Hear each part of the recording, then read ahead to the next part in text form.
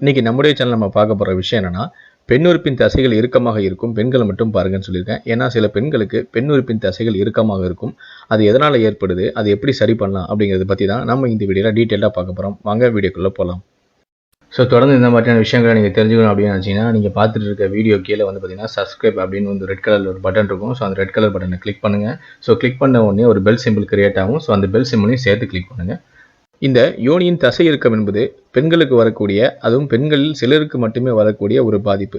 இது வந்து பாலியல் செயல்பாட்டின் போது தொந்தரவையும் வலியையும் ஏற்படுத்தும். குறிப்பாக சொல்லணும்னா ஆணுறுப்போ அல்லது பிற ஏதேனும் பொருட்களையோ வந்து பெண்ணுறுப்புகள் நுழையும் போது யோனியில் சுற்றியுள்ள தசைகள் தன்னிச்சையாக சுருங்கி மூடிக்கொள்ளும். இதனால் இந்த தசை சுருக்கத்தால் யோனிக்குள் ஆணுறுப்போ இல்லை மற்ற பிற பொருட்களோ உள்ளே நுழைய முடியாது. இதனால் பெண்களுக்கு போதியமான பாலியல் நாட்டம் இல்லாமல் போகும். அதையும் மீறி அவர்கள் பாலியலில் ஈடுபட்டால் அவர்களுக்கு அதிகமான வலிகள் ஏற்படும். இது எதனால் வருது, அதாவது காரணங்கள் என்ன, இதை சரி பண்ணலாம் அப்படிங்கிறத பற்றி நம்ம பார்க்கலாம். இந்த பிரச்சனை, அதாவது தசை சுருக்கம் வந்து எந்தெந்த டைமில் வந்து நிகழும் அப்படின்னா, உடலுறவு கொள்ளும் போதும் சரி, இல்லைனா வந்து சில மருத்துவர்கிட்ட போய் இவங்க வந்து செக் பண்ணும்போது கூட அந்த டைமில் கூட இந்த மாதிரியான தசை சுருக்கம் ஏற்படும்.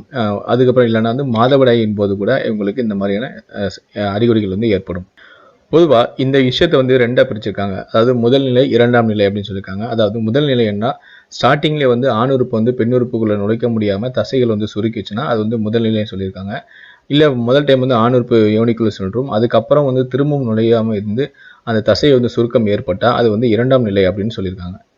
அதே போல் சில சமயம் வந்து சில பெண்கள் வந்து மாதவிடாய் வந்து முற்றிலும் நின்றுவிடும். ஸோ அந்த பெண்களுக்கு இந்த பிரச்சனை வந்து கண்டிப்பாக வரும் அப்படின்னு சொல்லியிருக்காங்க. ஸோ இந்த பிரச்சனை மாதவிடாய் நின்ற பிறகு வந்தால் அந்த பெண்கள் வந்து பாலியல் நாட்டம் இல்லாமல் போகும், தாம்பத்தியத்தில் இஷ்டம் இல்லாமல் கணவனை திருப்திப்படுத்த முடியாமலும் தானும் திருப்தி அடையாமலும் ஒரு சூழ்நிலை வந்து ஏற்படுமாம். இந்த பிரச்சனையால் பெண்களுக்கு மன இறுக்கம், நம்பிக்கை இழப்பு, மனக்கலக்கம் போன்ற மனப்பிரச்சனைகளும் ஏற்படுகின்றன. பொதுவாக இந்த பிரச்சனை யாருக்கெல்லாம் வரலாம், அதாவது இதோடைய காரணங்கள் அப்படி சொல்லிக்கலாம்.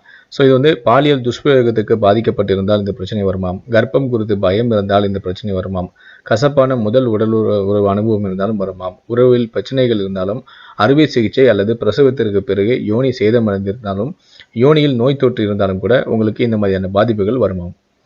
இது வரதுக்கான முக்கிய காரணம் என்னென்னா, அதாவது ரொம்ப வந்து பாலியல், அதாவது செக்ஸ்னாலே வந்து ஒரு தவறு, அது வந்து ஒரு பாவம் அப்படின்னு சொல்லி குழந்தைங்களை வளர்த்துருப்பாங்க.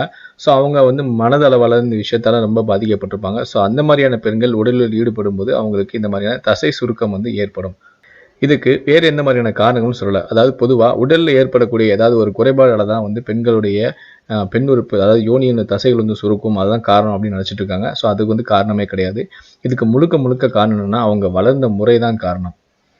சரி, நெக்ஸ்ட் நீங்கள் தெரிஞ்சுக்க போகிறது ட்ரீட்மெண்ட். ஸோ இது என்ன மாதிரியான ட்ரீட்மெண்ட் கொடுத்து உங்களுக்கு வந்து இந்த பிரச்சனையை விடுவிப்பாங்க அப்படின்னா, ஸோ முதலே சொல்லிட்டேன், நோய் தொற்று ஏற்பட்டால் கூட இந்த பாதிப்புகள் வரும் சொன்னதால் இதுக்கு நோய் தொற்று ஏதாவது இருக்கா அப்படின்னு மருத்துவர் வந்து பரிந்துரைப்பாங்க. அப்படி இல்லாத பட்சத்தில் உடலுறவின் ஆணுறுப்பின் யோனிக்குள் நுழையும் சமயத்தில் சௌரியமான உணவும் வகையில் பாலியல் குறித்து தொடர்ச்சியான ஆலோசனை வகுப்புகள் உங்களுக்கு நடத்தப்படும். அதாவது செக்ஸ்னா என்ன, அதில் என்ன மாதிரியான இருக்குது அப்படிங்கிறத, செக்ஸை பற்றின முழு விவரம் வந்து உங்களுக்கு டீட்டெயிலாக வந்து டாக்டர் வந்து புரிய வைப்பாங்க. இல்லைனா வந்து ஆலோசகர் யாரையாவது வச்சு அவங்க மூலமாக வந்து உங்களை தெரிஞ்சுக்க வைப்பாங்க. அது மேலே இருக்கக்கூடிய பயத்தை வந்து உங்களுக்கு வந்து போக்க வைப்பாங்க. மூன்றாவது, உங்களுக்கு ஏதாவது அறுவை சிகிச்சை செஞ்சு அது இல்லைனா பிரசவம் டைமில் வந்து உங்களுக்கு அந்த இடம் வந்து சேதமடைந்து இருந்தால் வந்து இருக்கா அப்படின்னு செக் பண்ணிவிட்டு, சப்போஸ் இருந்துச்சுன்னா அதை வந்து ட்ரீட்மெண்ட் கொடுத்து அதை சரி பண்ணுவாங்க. ஸோ இதுதான் வந்து பார்த்திங்கன்னா பெண்களுக்கு ஏற்படக்கூடிய பிரச்சனைக்கான காரணங்களும் தீர்வுகளும். ஸோ இந்த ஹெல்த் டிப்ஸ் உங்களுக்கு பிடித்திருக்கும்னு நினைக்கிறேன், டீட்டெயிலாக எக்ஸ்பிளைன் பண்ணியிருக்கேன்னு நினைக்கிறேன். ஸோ இந்த தகவல் உங்களுக்கு பிடித்திருந்தால் இந்த வீடியோக்கு ஒரு லைக் கொடுங்க. மேலும் இது போல தகவலை டீட்டெயிலாக தெரிஞ்சுக்கணும்னா மறக்காமல் இந்த சேனலை நீங்கள் சப்ஸ்கிரைப் பண்ணுங்கள். கூடவே அந்த பெல் சிம்லையும் மறக்காமல் கிளிக் பண்ணுங்கள்.